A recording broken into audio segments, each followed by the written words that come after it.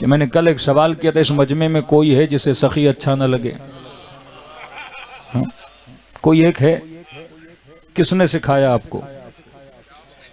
किस स्कूल में पढ़ा आपने? ये पढ़ने की जरूरत नहीं है, ये वो है जो रब ने पढ़ा के आपकी फितरत में डाला हुआ है कि हर बंदे को सखी अच्छा लगता है।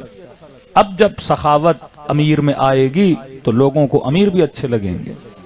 बहादुर हर बंदे को अच्छा लगता है, बुज़दिल से कोई प्यार नहीं करता। तो खुदा ने सारे कमालात किसके अंदर रखे? आले रसूल में रखे।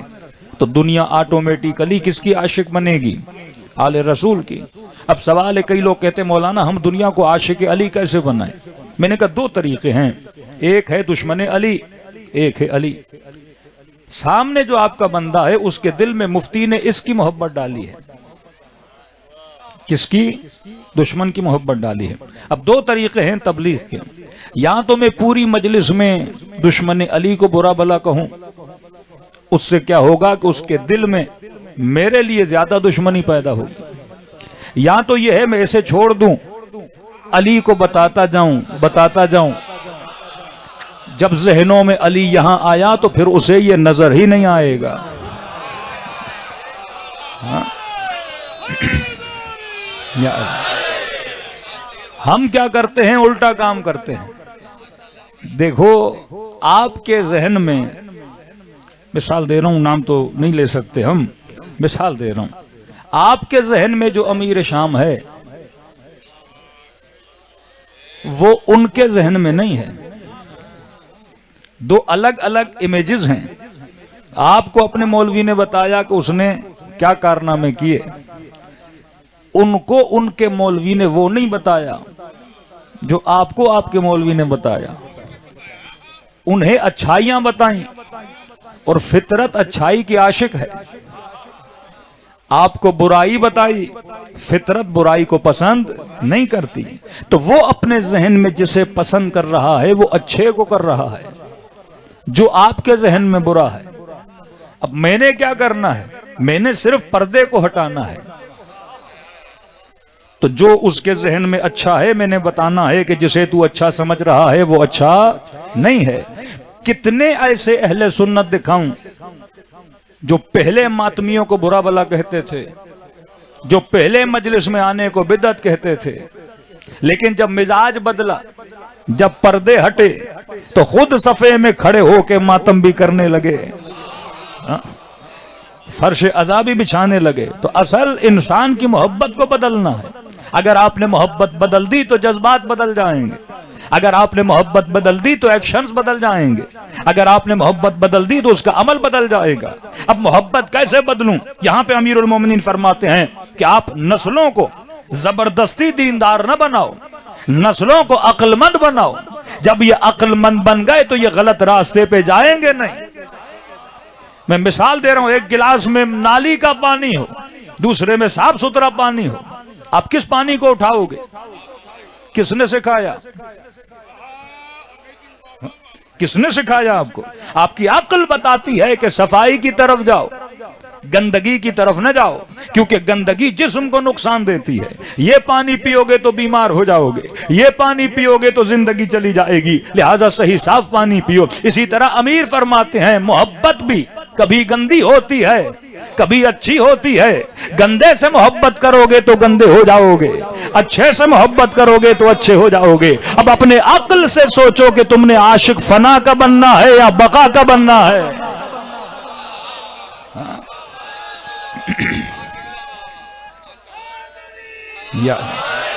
ये मैदान अक्ल है। अगर कौमें अक्लमंद बन जाएं, दुनिया की कोई ताकत इन्हें हक के रास्ते से हटा नहीं सकती। आगा नरा की बेहतरीन जुमला फरमाते हैं, फरमाते दुनिया की कोई ऐसी लज्जत नहीं जिसकी इंतहा निजासत न हो। अजीब है, दुनिया लज्जत भी देता है लेकिन खाने के बाद नजिस बना के दिखाता भी है। ताकि जिससे तू महजूज हो रहा था जरा उसकी हकीकत को भी देख के हकीकत दुनिया क्या है। कि पानी पियो तो इंतहा निजासत, खाना खाओ तो इंतहा निजासत, लज्जत निकालो तो इंतहा निजासत। कोई ऐसी दुनिया की लज्जत नहीं जिसकी इंतहा निजासत न हो। कि अब अपनी अक्ल से पूछ, ऐसी लज्जतों के आशिक क्यों बनते हो जिसकी इंतहा निजासत है? ऐसी लज्जत के आशिक बन जिसकी इब्तदा भी नूर हो और इंतहा भी नूर हो।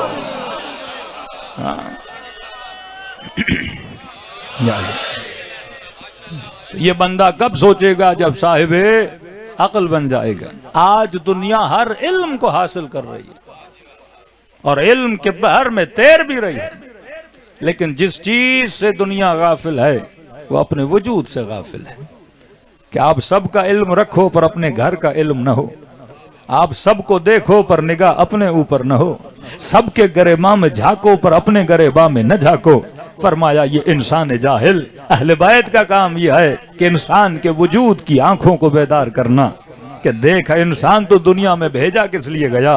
जिस जर्रे को, जिस नज़फ नुतफे को खुदा ने अशरफुल मखलूकात बना दिया, जिसे देखने के बाद ये कहे कि मैं बेहतरीन बनाने वाला हूं। तो मैंने कल अर्ज की थी किस वजह से? इसी अक्ल की वजह से खुदा बंदे पे नाज करता है और कहा जिनकी अक्लों पे पर्दे आ गए मैं इन्हें इंसानी निगाहों से नहीं हैवानी निगाहों से देखता हूं। क्योंकि जो अक्लमंद है वो नूर बन जाता है, जो अक्लमंद है वो अली वाला बन जाता है। क्योंकि ये अक्ल है जो हमें दरे अली पे लाती है। इसीलिए फरमाया उसूल दीन में तकलीद हराम है, फुरू में तकलीद वाजिब है। उसूल में हराम क्यों है?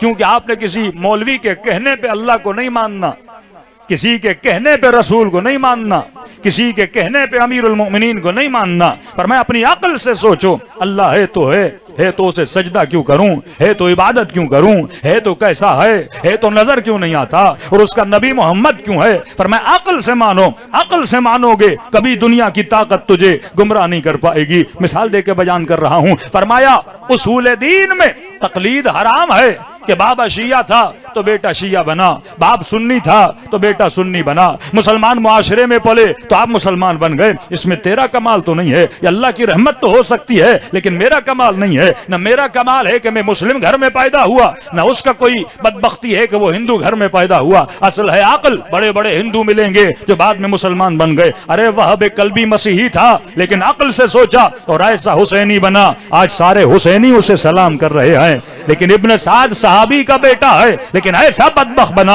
आज पूरी दुनिया उस पर लानत कर रही है। तो इंसान को अल्लाह इज्जत देता है किस चीज की वजह से? जो अपनी अक्ल को इस्तेमाल करता है। अब तसव्वुर करिए मैदान क़यामत है, रब आदिल है, वो सजा भी अदल के मुताबिक देता है, कानून अक्ल के मुताबिक देता है। एक बंदे को उठाया, कहा बता तूने किसको सजदे किए? कहा कि मैंने बुत को सजदा किया। पूछा क्यों किया? तो कहने लगा क्योंकि बाप हिंदू था, माँ हिंदू थी, हिंद मुल्क में पैदा हुआ, लिहाजा लोगों को देखते देखते मैंने भी बुतों को सजदा किया। का ठीक है ठहर जा। दूसरे से पूछेगा तूने किसको सजदा किया? ये कहेगा कि मैंने आग को सजदा किया। क्यों किया? क्योंकि माँ बाप आतश परस्त थे, आतश परस्तों के मुल्क में पैदा हुआ, लिहाजा मैं भी क्या बना? आतश परस्त बना। यहाँ एक मुस्लिम को खड़ा करेगा कि बता तूने किसको सजदा किया? ये बड़े फख्र से कहेगा मैंने तुझे सजदा किया, अब मुझे जन्नत में भेज दो। अल्लाह कहेगा नहीं, पहले सवाल का जवाब दे, मुझे क्यों किया? इस क्यों को अगर उम्मत समझ जाए, वो इस इंतजार में है कि खुदा कहेगा जन्नत में भेजो, लेकिन अल्लाह कहेगा नहीं, पहले सवाल का जवाब दे, मुझे सजदा क्यों किया? तो जवाब देगा परवरदिगारा मुल्तान में पैदा हुआ, मुसलमान घर में पैदा हुआ, माँ बाप मुसलमान थे, लिहाजा क्योंकि सब तुझे सजदा करते थे मैंने भी तुझे सजदा किया। अब अल्लाह की आवाज आएगी, अगर इस जवाब की बुनियाद पे तुझे जन्नत में भेजूं तो उन दो को जहन्नुम में क्यों भेजूं? अगर इस सवाल की बुनियाद पे तुझे जन्नत में भेजूं कि माँ बाप के कहने पे मुझे सजदा किया, तो वो भी तो यही कह रहे हैं, माँ बाप के कहने पे बुत को सजदा किया, आतश को सजदा किया। तो इस जवाब के कहने पे अगर तुझे जन्नत में भेजना है तो उन्हें जहन्नुम में नहीं भेजूंगा, और अगर उन्हें जहन्नुम में भेजूंगा तो फिर तुझे जन्नत में नहीं भेजूंगा। मैं खुदाए आदिल हूं कि मुझे सजदा इसलिए करो क्योंकि मैं लायक सजदा हूं। कि अमीरुल मोमिनीन नहजुल बलागा में फरमाते आए, खुदा अली ने जन्नत की लालच में तुझे सजदा नहीं किया, अली ने जहन्नुम के खौफ में तुझे सजदा नहीं किया। वो डरपोकों की इबादत है, वो लालचियों की इबादत है। फरमाया अली ने तुझे सजदा इसीलिए किया क्योंकि अली ने तुझे ही लायक सजदा समझा था। जवाब अक्ल से होना चाहिए। आज कोई पूछे अली को ही इमाम क्यों माना, और वो अपने आप से पूछे फला को ही नबी का पहला जानशी क्यों माना। इधर ही ये जवाब अगर लोग सोचने पर आ जाएं तो वल्लाह उनकी अक्ल कहेगी कि अली के दर पे आ जाओ, क्योंकि अली से बेहतर न हसब मिलेगा, न नसब मिलेगा, न आलिम मिलेगा, न कुर्ब खुदा मिलेगा। कोई ऐसा सहाबी नहीं जिसके लिए नबी ने कहा हो ये अल्लाह से मोहब्बत करता है और अल्लाह इससे मोहब्बत करता है। तो आपने अली को इमाम माना तअस्सुब की बुनियाद पे नहीं, अक्ल की बुनियाद पे।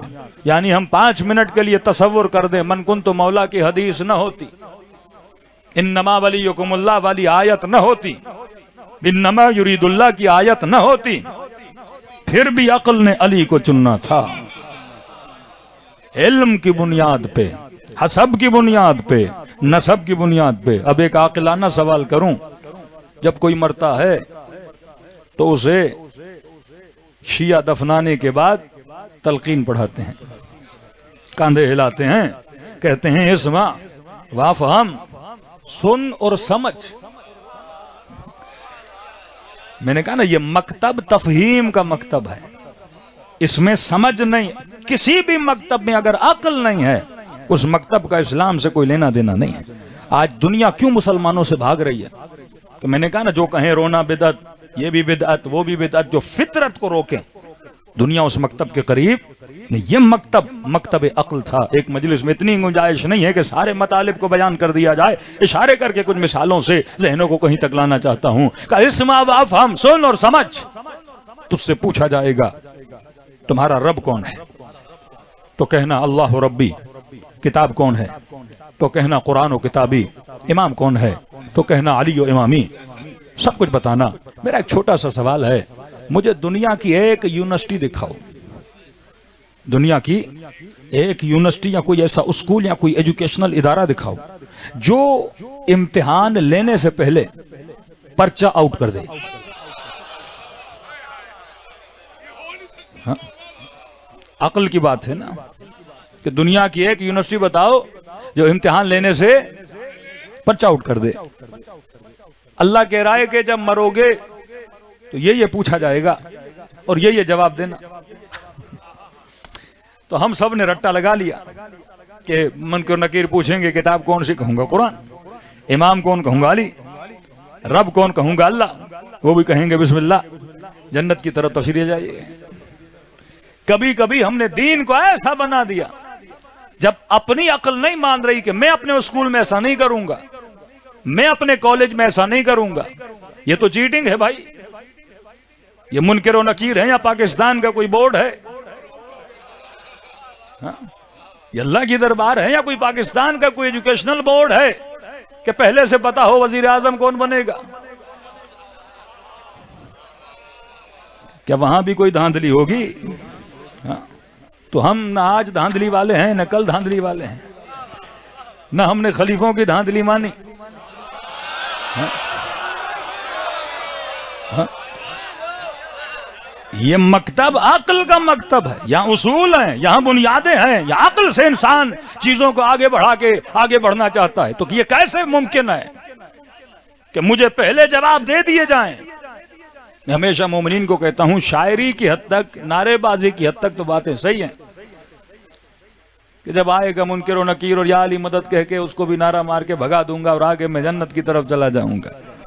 नहीं मेरे अजीज, अगर मामलात इतने आसान होते तो मौला ये दर्जात न बताते कि सलमान 90वें दर्जे पर है, अबू जर 7वें दर्जे पर है। हाँ? ये दीन है, ये इस्लाम है। यहां पहुंचते पहुंचते कई रह जाते हैं, कोई हबीब बन जाता है। इतनी आसानियां नहीं है मेरे अजीज। तो क्यों पूछा गया और क्यों बताया गया? बहुत बड़े आलिम ने अपने बाप को ख्वाब में देखा और पूछा कि बाबा ये बताइए कब्र कैसे गुजरी। तो उसने कहा कि बेटा जो बताया गया था सामने मामला ऐसा था ही नहीं। क्या मुनकर और नकीर आए और मुझे कहा कि बता तुम्हारा रब कौन है। तो मैंने कहा अल्लाह हो रब्बी।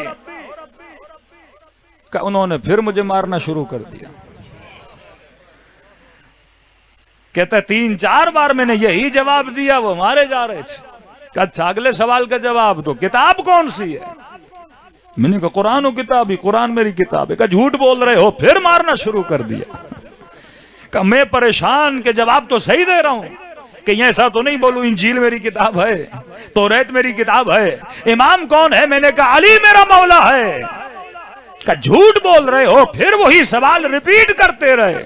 मैंने कहा मलाइको मार तो दिया, मुझे ये तो बताओ जवाब गलत सुना रहा हूं। का नहीं, बात जवाब की नहीं है, जो बोल रहे हो वो झूठ है। का क्या मतलब। का अगर कुरान तेरी किताब थी तो कुरान पे अमल क्यों नहीं किया था। अली तेरे इमाम थे। इमाम का मतलब क्या, पेश इमाम, इमाम जुमा, इमाम जो आगे हो, मामूम जो पीछे हो। नमाज जमात तब सही रहती है जब मैं इमाम के पीछे चलूं। अगर इमाम रुकू में गया तो मामूम भी रुकू में जाएगा, अगर इमाम सजदे में गया तो मामूम भी सजदे में जाएगा। लेकिन अगर इमाम सजदे में हो और पीछे रहने वाला नमाजी अगर रुकू में ही ठहर जाए तो फरमाया जमात से निकल जाएगा, ये फुरादा हो जाएगा। अगर अली को इमाम माना है तो फरमाया जो अली ने किया वो तूने क्यों नहीं किया। कहा ना सलमान अली की इताअत कैसे की। तो फरमाया कि जहां जहां अली के कदम होते थे वहां वहां सलमान का सर होता था। और जब अमीरुल मोमिनीन से पूछा कि या अली आपने रसूल की इताअत कैसे की। फरमाया जैसे ऊंटनी का बच्चा अपनी मां के पीछे चलता है, अली ने ऐसे मोहम्मद की इताअत की। मैंने 5 मिनट के लिए सोचा मौला बतख का बच्चा भी बतख के पीछे चले, मुर्गी का बच्चा भी मुर्गी के पीछे चले, बकरी का बच्चा भी बकरी के पीछे चले। ये अली है, इसके हर कलाम में हिकमत पाई जाती है। मौला आपने बतख नहीं बोला, आपने मुर्गी नहीं बोला, मौला आपने अगर बोला तो बोला ऊंटनी का बच्चा। मौला के जवाब आएगा। फरमाया हाँ हर बच्चा माँ के पीछे चलता है, लेकिन ऊंटनी के बच्चे की खासियत है जब वो माँ के पीछे चलता है तो अपने कदम नहीं बनाता, जहां मां का कदम हो वहीं पे अपना कदम रखता है। हाँ। ऐसी इताअत किसी सहाबी ने रसूल की नहीं की जैसी अली इब्ने अबी तालिब ने की। तो मेरे अजीज ये फितरत का तकाजा था कि फितरत तो इनसे मोहब्बत करेगी, लेकिन जो अली और आले अली ने हमें समझाया, फरमाया नस्लों को तुम मोहब्बत से रोक नहीं सकते। आज कितने घरों के बच्चों के किस्से आते हैं कि मौलाना बेटा ना फरमान बन गया किसी की मोहब्बत में, बेटियां घरों को छोड़ गई किसी की मोहब्बत में। कितने मसाइल इस मुल्क में चल रहे हैं। लेकिन अगर बचपन से अपनी औलाद को एक शऊर दे दो कि मेरे लाल हम तुझसे मोहब्बत से मना नहीं करते, बस ये तुझे समझाते हैं कि मोहब्बत करना तो आकिलाना मोहब्बत करना, उससे मोहब्बत करना जो लायक मोहब्बत हो। फरमाया दुनिया में किसी भी चीज के आशिक बनोगे, हर शय को फना है, हर शय की एक्सपायरी डेट है। अक्ल से पूछो किससे मोहब्बत करें। नहजुल बलागा अमीरुल मोमिनीन से पूछा गया मौला इंसान की कीमत क्या है। बहस लंबी ना हो जाए, सीधा सीधा बातें बता रहा हूं। मौला इंसान की कीमत क्या है। मौला ने फरमाया कीमत इम्र इन हिम्मतो। फरमाया अगर लोगों का रेट लगाना हो कि कौन कितने का है तो फरमाया उनकी हिम्मतों को देखा करो। जिसकी हिम्मत जितनी बुलंद होगी उसकी कीमत उतनी बुलंद होगी। ये इबादत को जो अल्लाह ने वाजिब किया ये हमें बाहिम्मत बनाने के लिए। वो देखना चाहता है किसकी हिम्मत कितनी है। जो 2 घंटा भूख न बर्दाश्त करे वो बेहिम्मत हुआ, जो सुबह से शाम तक भूखा रहे रब की रजा के लिए रोजा रखे वो क्या हुआ, बाहिम्मत हुआ। फरमाया जिसकी हिम्मत जितनी बुलंद। मिसाल देके बयान करूंगा, अगर किसी जवान ने पूरी जिंदगी इसमें लगा दी कि मुझे फलां गाड़ी मिल जाए, किसी ने इसमें लगा दी मुझे फलां बंदा मिल जाए, किसी ने इसमें लगा दी कि फलां प्लॉट मिल जाए, किसी ने इसमें हिम्मत लगा ली कि फलां सीट मिल जाए। फरमाया जितनी कीमत उस गाड़ी की उतनी कीमत इस बंदे की, जितनी कीमत उस प्लॉट की उतनी कीमत इस बंदे की। अब आओ करबला के मैदान में किसकी कितनी कीमत लगी। इब्न साद ने अपनी कीमत रे की हुकूमत लगाई, हबीब ने अपनी कीमत हुसैन की मुस्कुराहट लगाई। देखो कौन खुद को कितने में बेच रहा है। जितनी ज्यादा कीमत लगाओगे, फरमा कीमत तू लगाता है, खरीदने वाले हम हैं, अब तेरी मर्जी है तो अपनी कीमत कितनी लगाता है। बेहतरीन जुमला अमीर ने फरमाया, मौला फरमाते दुनिया में किसी भी चीज के आशिक बनोगे, ये जहन में रखना, उस चीज की कीमत क्या है। मसलन आप गाड़ी के आशिक बने, कीमत क्या का मौलाना 50 लाख की है, ठीक है, हमेशा रहेगी 50 की, 10 साल 15 साल ये कबाड़ बन जाएगा। और कभी ऐसा वक्त आता है कि कबाड़ वाला भी नहीं खरीदता, क्योंकि दुनिया का एक खासा है, ये मादा है और मादा फना हो जाता है और फना की कोई कीमत नहीं होती। ठेले पे जाओगे, 1 किलो सेब कितने का, 400 रुपए के, खरीद के आ गए, 4 दिन रखो नहीं खाओ, 5 दिन रखो नहीं खाओ, बदबू हो जाएगी, गंदे हो जाएंगे, कीड़े पड़ जाएंगे, इसकी कोई कीमत नहीं, क्योंकि दुनिया है, दुनिया में हर शे खराब होती है और कीमत इसकी खराबी है, कीमत इसकी फना है। हसीन चेहरे के आशिक बनो, कब तक हसीन रहेगा, एक ना एक दिन झुर्रियां आ जाएंगी। हकीकत को देखोगे ना तो ये दुनिया का हुस्न तुझे कैदी नहीं बनाएगा। शैतान का यही कमाल है, वो फना को बका बनाता है। वो कहता है ये मिल गया तो सब मिल जाएगा, ये गाड़ी मिल गई तो समझो जिंदगी संवर जाएगी, ये प्लॉट मिल गया तो जिंदगी संवर जाएगी, फला बंदा मिल गया तो जिंदगी संवर जाएगी। लेकिन जब चीजें मिल जाती हैं लेकिन सुकून फिर भी नहीं मिलता। 5 दिन का सुकून है, फिर सुकून खत्म हो जाता है। बेहतरीन घर लो, 6 दिन के बाद फिर बेसुकून हो जाओगे कि मौला पहले दुआ की थी 200 गज का घर चाहिए, जब 200 का मिल गया फिर मुसल्ले पे आएगा, मौला 500 का गज का घर चाहिए, फिर अल्लाह 500 का देगा, फिर कहेगा 1000 गज का घर चाहिए। यानी इंसान रुकने वाला वजूद नहीं है, इसे कोई चीज मुतमइन नहीं करती। तभी अमीरुल मोमिनीन जब शबे 19 मौला के सर पे ज़रबत लगती है तो फरमाया रब्बे काबा की कसम कि अली आज कामयाब हुआ। फरमाया कामयाबी दुनिया नहीं है, कामयाबी रब की मुलाकात का नाम है, क्योंकि दुनिया में जो भी मिलेगा तुझे मुतमइन नहीं करेगा। बंदा मुतमइन होता है, रब की मुलाकात से मुतमइन हो जाता है, क्योंकि हुस्न कामिल भी वहां है, लज्जत कामिल भी वहां है। अब सवाल यह है, जिसने अपने सारे महबूब दुनिया में बनाए, जब वह मौत का सुनता है तो यह महबूब से जुदाई का नाम है, यह मायूस हो जाता है। लेकिन जिसने अपने सारे महबूब वहां बनाए, जिसका महबूब हुसैन हो, जिसका महबूब अमीर अली हो, अब क्योंकि सारे महबूब वहां है तो ये मौत का नाम सुन के मायूस नहीं होता, खुश होता है कि मरूंगा तो अली की ज़ियारत करूंगा, मरूंगा तो हुसैन का दीदार करूंगा। आगे कराती बेहतरीन मिसाल देते हैं मौत के हवाले से, कहते हैं देखो तुम्हारे हाथ के 2 तरफ हैं, एक है हाथ की हथेली तलवा, दूसरा है हाथ का पिछला हिस्सा। कब तसव्वुर करो अगर इधर टेप सॉल्यूशन लगाओ और कोई जोर से खींचे तो कोई तकलीफ होगी? कहा नहीं। कि अगर यही टेप सॉल्यूशन हाथ के पिछले हिस्से पे लगे और अगर कोई जोर से खींचे तो कितनी तकलीफ होगी? का क्यों होगी? का क्योंकि यहाँ पे बाल हैं, जब खींचेगा तो बाल भी खींचेंगे, तकलीफ आएगी। का मरने वाला जब मरता है अगर दिल में मोहब्बतें बालों की तरह चिपकी हुई हैं तो जब रूह निकलेगी तो तकलीफ होगी। लेकिन जिसने दिल को इस तरह से साफ रखा हुआ है, जिसके सारे महबूब वहां पे बैठे हुए हैं, तो ये तो कहेगा मलकुल मौत जितनी जल्दी आ सकता है आजा, मुझे अली की मुलाकात के लिए ले जा। सलवात पढ़े मोहम्मद वाले मोहम्मद।